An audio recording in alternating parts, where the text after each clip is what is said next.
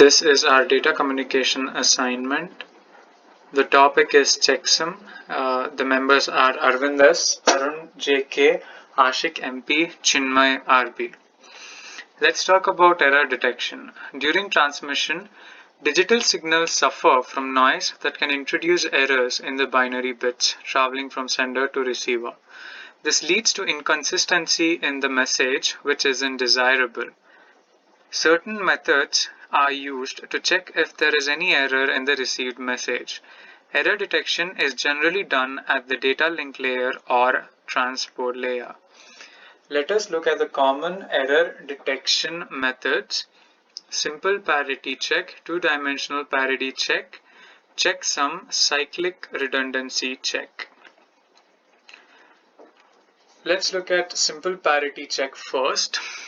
Block of data from the source are subjected to a check bit or parity bit generator from where a parity of 1 is added to the block if it contains odd number of ones, and 0 is added if it contains even number of ones. Let us look at the schematic diagram of simple parity check.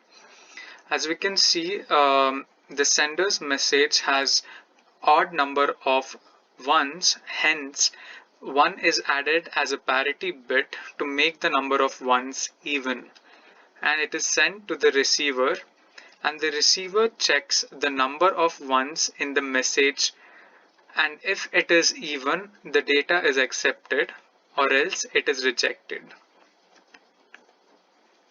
Let us look at two-dimensional parity check.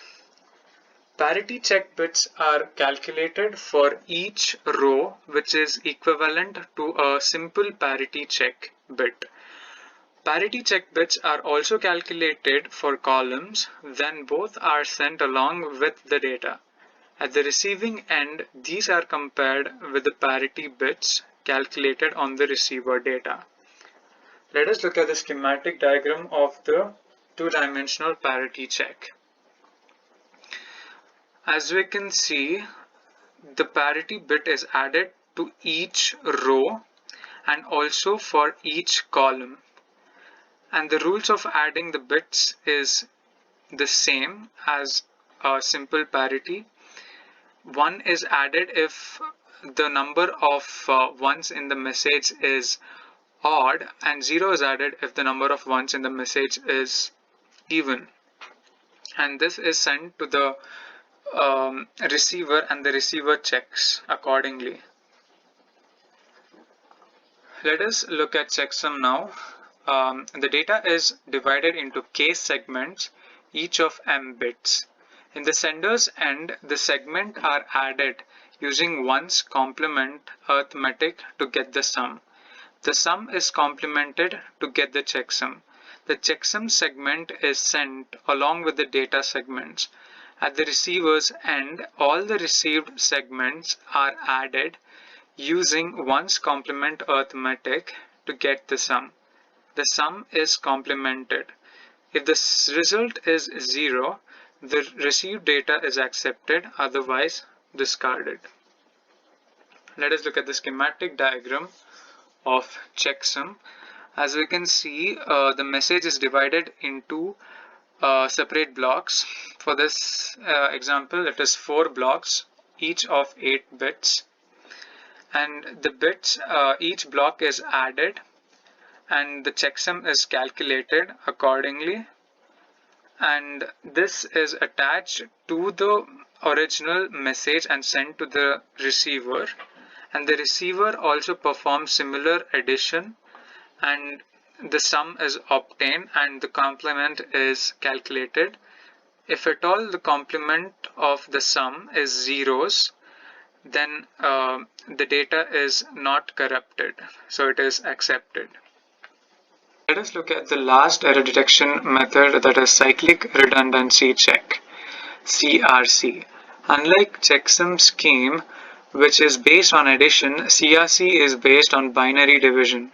In CRC, a sequence of redundant bits called cyclic redundancy check bits are appended to the end of data unit so that the resulting data unit becomes exactly divisible by a second predetermined binary number.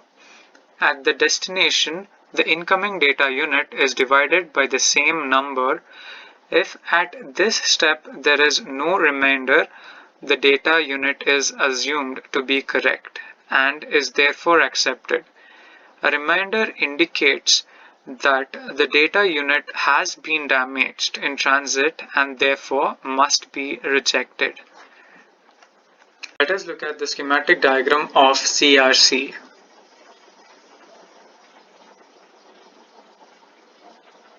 Let's move on to the advantages and disadvantages of checksum.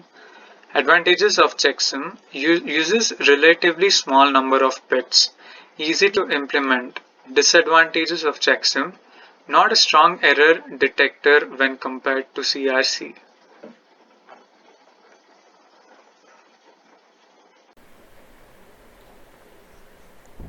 Now let's see the Java program for implementing checksum. Here the variable input is used for storing the user's data. The method public string input takes in data from the user. So created a scanner object. Here there's a prompt for the user to enter his data. We need to make sure that the data is a multiple length of the data is a multiple of 16. So this portion of the code ensures that it's a multiple of 16. So if the input length is a multiple of 16, that input is accepted. Otherwise, it prints the message that the data bit should be a multiple of 16 and keeps executing the while loop until the input is of the correct format. The method public int checksumCalc calculates the sum and checksum of the input. Here we've used the array list called tokens.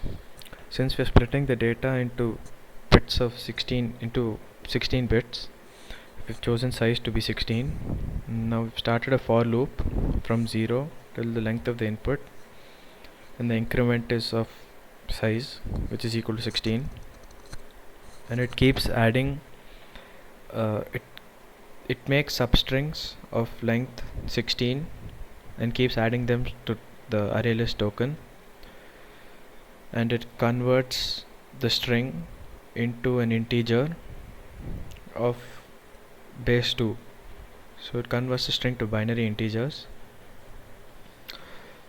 And then we've initialized the variable sum to 0, checksum also to 0, and this loop calculates the sum of all the elements in the array list token. And since we have chosen 16-bit, the maximum number that can be represented is 65,535.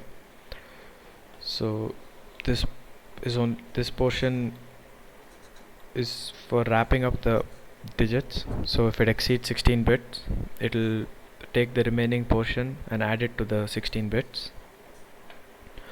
Here the complement of sum is calculated, which is the checksum, the ones complement. And here it just prints the user input. It prints the sum that it calculated and the checksum, and then it returns the checksum. Then we have the method boolean check, which takes in an integer. Okay, so we've initialized the string final and another integer final comp, which calculates the complement of final, and string fine a, which converts the final complement into a binary string from a string to a binary integer. From an integer to a string. And when we compare the string to this string, that is a string of ones, if it is the same, then it prints the message the receiver has received the correct data. If it's not the same, then it prints receiver did not receive the correct data. In case there's any error over here, it prints the user did not receive correct data.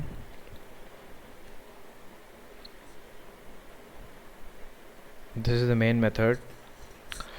Here I've made a random object which generates any random number between 0 to 100. So as to cover both cases. So if I is greater than 50, then it would simulate the receiver receiving incorrect data. If I is less than 50, then the receiver will receive the correct data. So here we made an object of the class, and then you take an input from the user, and then you printed the data from sender's end, and then we have appended the checksum to the user input and stored it in a string B, and then we've created another object of the class, and we have given the same as input to the receiver, and then it calculates the checksum and sum, and then it checks whether the sum of the received by the receiver is equal to 111 or not, and then concludes whether the data received is correct or not. So let's see the working of this program.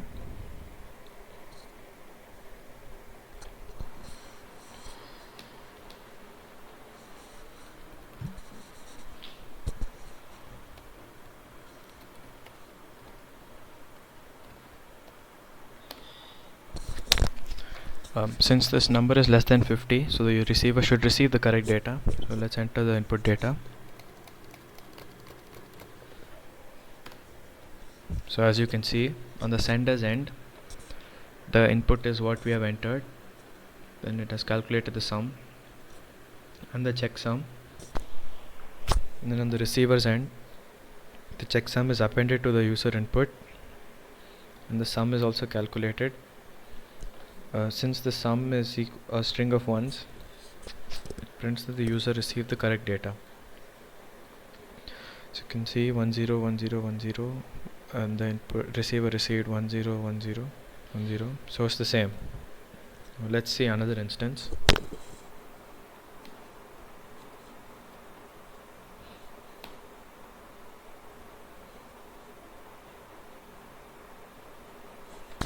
Okay, here this number is greater than 50, so it should simulate the wrong data being received.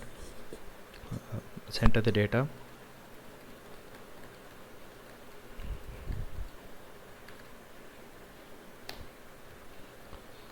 So at the sender's end, this is the input that we have entered, calculates the sum, checksum, appends the checksum to the sender's input, which is input at the receiver's end, then it calculates the sum.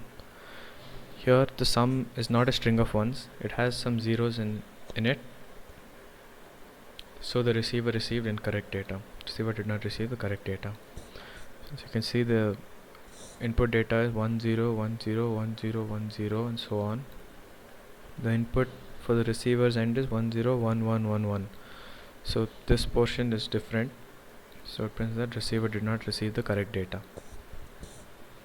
Thank you.